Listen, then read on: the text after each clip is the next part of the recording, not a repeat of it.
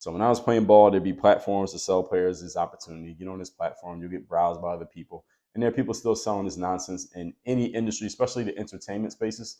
And it happens a lot in the entertainment space simply because people are willing to basically do anything to get into the entertainment world. And any of you follows anything that goes on in the entertainment world, like especially the music and the like TV spaces, you know. And when I say people will do anything to get on, people will do anything to get on, and they get exploited by people who know that they will do anything to get on. If you get what I'm saying, you can read up on those things. So this brings us again, being that people are still doing this, this brings you back to your skill of discernment. Your ability to see through the bullshit for what it is will save you a lot of time and other resources. And this is why I'm offering myself as a resource to help you from getting scammed. Point number 2. Today's topic, once again, is how to be findable. Number 2, be consistent in your activity. You want to be found, you got to be consistent. All right, just because you were out there yesterday, well, maybe the person who needs to find you wasn't there yesterday. So are you going to be out there again, ever again, to where the person who might need you might be there at the same time as you? Once you have decided on the place where you want to be found or who you want to be found by, and you have placed yourself where they could find you, you got to be consistent in your activity on or in those spaces.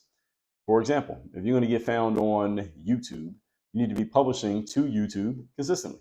You can't just make one video and then wonder, hey, why is nobody coming and clicking on a link in my description? You got to post videos consistently in order to get found. People might not see your first video or your third one or your 10th one, but they might see video number 17.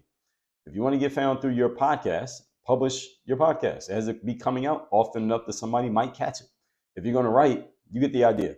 Everybody follow what I'm saying here. So if you're going to be found, you got to be consistent in your dealings.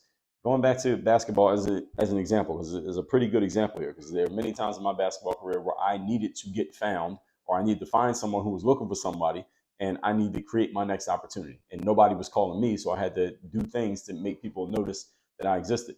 So just as I told you, this bullshit guy in South Miami who was telling us, hey, I'm gonna send the footage of this game to Japan. And again, as soon as he said it, I knew it was bullshit. But these guys believed it because they hadn't done what I had done. I had been to a bunch of exposure camps. I went to a bunch of tryouts. I called a bunch of agents. I had invested time, money, attention, and energy into my career at that point. So I knew the type of things that I needed to do in order to create my next opportunity. These guys who I was teammates with in this one game, they hadn't done any of those things. They were looking for the cheap and easy route to get on. And this guy was taking advantage of their hunger, their thirst, by selling himself as somebody who could help them do something that they hadn't done for themselves. Everybody follow what I'm saying here?